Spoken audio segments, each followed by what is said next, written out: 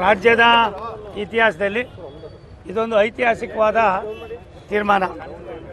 ಮಂಗಳೂರು ಪ್ರದೇಶ ಶೈಕ್ಷಣಿಕವಾಗಿ, ಆರ್ಥಿಕವಾಗಿ ಮತ್ತು ಬಂದರು ಪ್ರದೇಶವಾಗಿ ಸುಮಾರು 23 ವರ್ಷಗಳ ಕಾಲ ಏನು ಇವತ್ತು ಪಾಲಕ್ಕಾಡ್ಗೆ ಸೇರ್ಪಡೆ ಆಗಿತ್ತು, ಅದನ್ನು ತಾಂತ್ರಿಕ ತಜ್ಞರ ಸಮಿತಿಯನ್ನು ನೇಮಕ ಮಾಡಿ ಜುಲೈ 17ನೇ ತಾರೀಕು 2024ಕ್ಕೆ ಲೋಕಸಭಾ ಸದಸ್ಯರಾಗಿ ರಾಷ್ಟ್ರದ ಪ್ರಧಾನಮಂತ್ರಿಗಳು ನನ್ನನ್ನು ಮಂತ್ರಿ ಮಾಡಿದ ಮೇಲೆ ನನ್ನ ಮೊದಲನೇ ಸಭೆ ಮಾಡಿದ್ದು ಕೊಂಕಣ ರೈಲ್ವೆ, ನೈಋತ್ಯ ರೈಲ್ವೆ ಮತ್ತು ಸೆಂಟ್ರಲ್ ರೈಲ್ವೆ 3 ಭಾಗದ ಜನರಲ್ ಮ್ಯಾನೇಜರ್ನ ಕರೆದು ನಾನು ಕರ್ನಾಟಕದ ಮೂಲಭೂತ ಸೌಕರ್ಯಗಳ ಅಭಿವೃದ್ಧಿಯ ಮಂತ್ರಿಯೂ ಕೂಡ ಆಗಿದ್ದರಿಂದ ಇವತ್ತು ಇದರ ಬಗ್ಗೆ ತುಂಬ ಗಾಂಭೀರ್ಯತೆಯನ್ನು ಅರ್ಥ ಮಾಡಿಕೊಂಡು ಅದು ಸಭೆಯನ್ನು ಮಾಡಿದ ಮೇಲೆ ಸುಮಾರು ಸಾವಿರಾರು ಜನ ಸೇರಿದರು.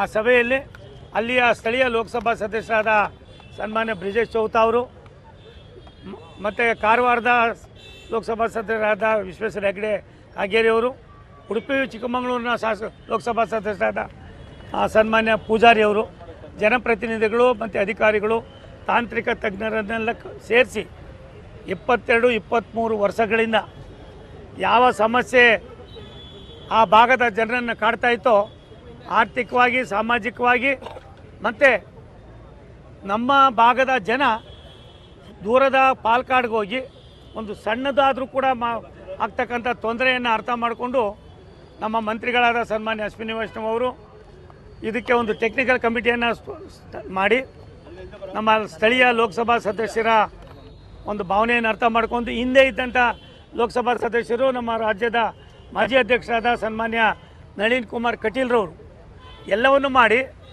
ಏನೋ ನಡೀತದೆ ಅಂತ ಇದ್ದರು. ಅವರು ನನ್ನ 49 ವರ್ಷದ ಅನುಭವವನ್ನು, ಅಲ್ಲಿದ್ದಂಥ ಗಾಂಭೀರ್ಯತೆಯನ್ನು, ಆ ಕೆಲಸದಲ್ಲಿದ್ದಂಥ ಬದ್ಧತೆಯನ್ನು, ಆ ಭಾಗದ ಜನರಿಗೆ ಆಗ್ತಕ್ಕಂಥ ತೊಂದರೆಯನ್ನು ಅರ್ಥ ಮಾಡಿಕೊಂಡು ತಾಂತ್ರಿಕ ತಜ್ಞರನ್ನು ಪ್ರಾಯಶಃ ಪದೇ ಪದೇ ಭೇಟಿ ಮಾಡಿ ವಾಸ್ತವಾಂಶಕ್ಕೆ ಆದ್ಯತೆ ಕೊಡಿ ಅಂತ ರಿಕ್ವೆಸ್ಟ್ ಮಾಡಿದ್ಮೇಲೆ ತಾಂತ್ರಿಕ ತಜ್ಞರು ಕೇರಳ ರಾಜ್ಯನೂ ಬೇರೆ ಇಲ್ಲ, ಕರ್ನಾಟಕ ಬೇರೆ ಇಲ್ಲ, ಮತ್ತೊಂದು ಬೇರೆ ಇಲ್ಲ ಅನ್ನೋದನ್ನು ಮಾಡಿ ಸುಮಾರು 85% ಭಾಗ ನಮ್ಮ ಮಂಗಳೂರು ಭಾಗದ ನಮ್ಮ ಜೀವನದ ವ್ಯವಸ್ಥೆ ಏನಿತ್ತು ಅದು ಸುಮಾರು 23 ವರ್ಷಗಳ ಕಾಲ ಅದು ಪಾಲಕ್ಕಾಡ್ಗೆ ಸೇರಿತ್ತು.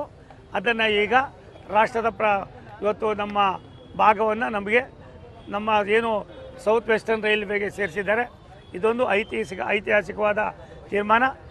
ಇದರಿಂದ ಯಾವುದೇ ರಾಜ್ಯದವರಿಗೆ ಅವರಲ್ಲಿ ಒಂದು ಸಣ್ಣದು ಕೂಡ ಅಪಚಾರ ಇಲ್ಲ. ಪಾಲಕ್ಕಾಡ್ನಲ್ಲಿದ್ದಂಥ DRM ಆಫೀಸು ಪಾಲಕ್ಕಾಡ್ನಲ್ಲಿ ಇರ್ತದೆ. ನಮ್ಮ ಮಂಗಳೂರು ಭಾಗವನ್ನು ಏನು ಇಲ್ಲಿವರೆಗೂ ಪಾಲಕ್ಕಾಡ್ನಲ್ಲಿತ್ತು ಅದನ್ನು ನಾವು ಮೈಸೂರಿಗೆ ಸೇರ್ಪಡೆಗೊಳಿಸಿ ನಮ್ಮ ಕನ್ನಡಿಗರಿಗೆ ಒಂದು ಕೆಲಸ ಸಿಗ್ತದೆ. 23 ವರ್ಷ ವಂಚಿತರಾಗಿದ್ದಂಥ ಕೆಲವು ನ್ಯೂನತೆಗಳು ಸರಿ ಮಾಡ್ಕೊಳ್ಳೋದಕ್ಕೆ ಅನುಕೂಲ ಆಗ್ತದೆ.